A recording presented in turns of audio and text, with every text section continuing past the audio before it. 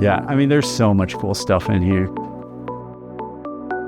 My name is Brian Trembath. I'm the acquisitions librarian for printed materials for special collections and archives at Denver Public Library. So this is Frank Mayshow's Horses at Night.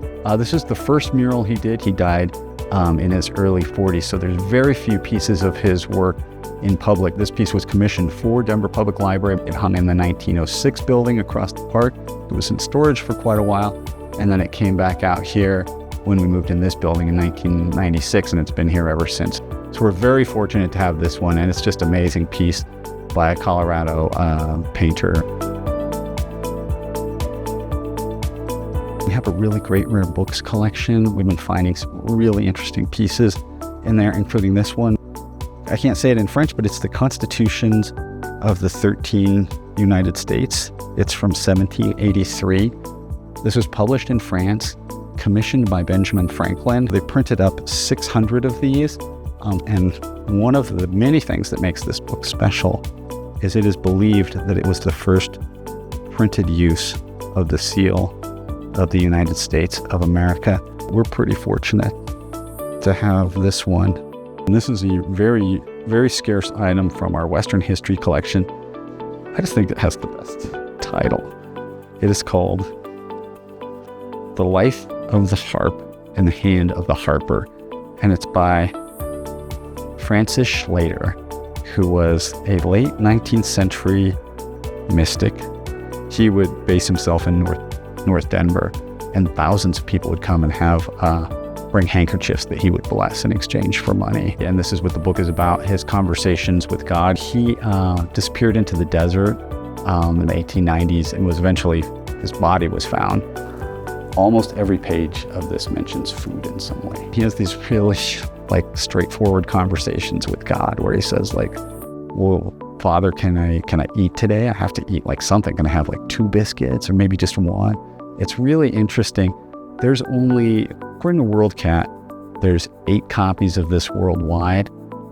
2 of those are here and 1 of those is a photocopy. This one, it has a library binding, so it kind of belies what's in it. It is called On Werewolves. It has these great notations in it. This one says London, 1832. It's a number of letters of guys going back and forth about the existence of werewolves.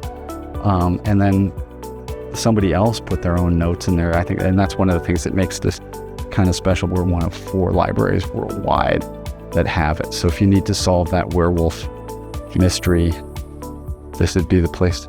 In our Douglas Fine printing collection, we have a pretty large collection of what are called artist books. And this piece is really great. It's by a local artist. She lives up in Red Cliff, named Helen Hebert. It's called 50 Revolutions. And the artist books are one of the only collections we have that are meant to be handled. If you come in here, you're welcome to handle them. And this is a piece of Tyvek. And you can see there's 50 rings like a tree, and there's different words: resilient, trust, enduring, your truth. And then the dress goes right here in the middle. And then these hand-crocheted elements are meant to suggest mother's milk. And then they can go wherever on it. It's really an amazing collection that actually gets a lot of use. There's a pretty active artist book community in Colorado and the country. And they contribute to this, and we purchase a number of items. So this is one of our crown jewels here, for sure. Relatively few of these in public institutions at all, and almost none that you can see up close. So if you come to see this, we will turn the pages for you. Part of the reason for that is that it's believed that each one of these was personally handled by Joseph Smith. So this is the Book of Mormon, published in 1830, printed in Palmyra, New York.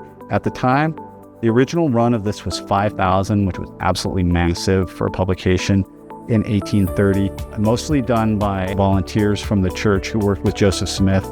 This particular copy has names of some of the people who owned it, and one of our volunteers actually kind of tracked them down and found this, can kind of follow the track of this book from Palmyra, New York, presumably traveling with this family to Ohio, and then eventually making its way here to Denver.